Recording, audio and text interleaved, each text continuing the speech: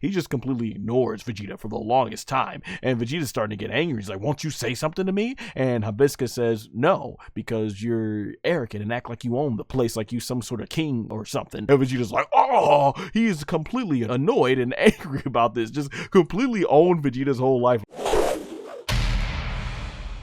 King Caden, basically who's drunk, goes ahead and tells Hibiscus that, hey, Son Goku got one of the Dragon Balls. He defeated Tamagami 3, and Piccolo and Vegeta are like, what? And I don't think they even know much about the Tamagamis and everything and what's the significance of this, but they realize, I think, oh, okay, so Son Goku's been fighting and he's already doing some big things there, and even Bulma, aka Bulma, realizes that, and they are getting lit. Look at it. They are partying. They are drunk.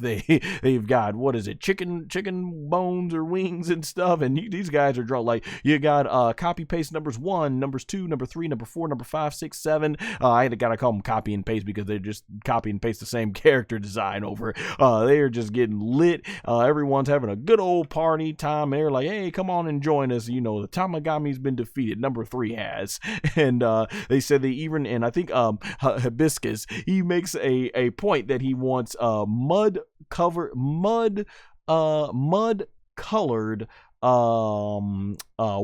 not mud flavored, but mud colored wine. And Bulma, aka Bulma, she's ecstatic. She's like, oh, what does mud colored wine taste like?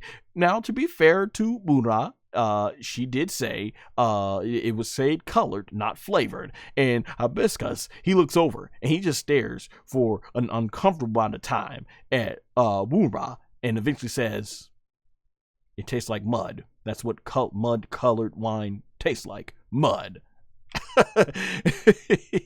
And Bulma, she ends up feeling like kind of silly, like, oh, like, yeah, I don't want that. And so Vegeta's basically demanding that Hibiscus starts going ahead and telling him like, hey, I need to know, how long until we get there or something like that. And Hibiscus, he just completely ignores Vegeta for the longest time, and Vegeta's starting to get angry. He's like, won't you say something to me? And Hibiscus says, no, because you're arrogant and act like you own the place like you some sort of king or something.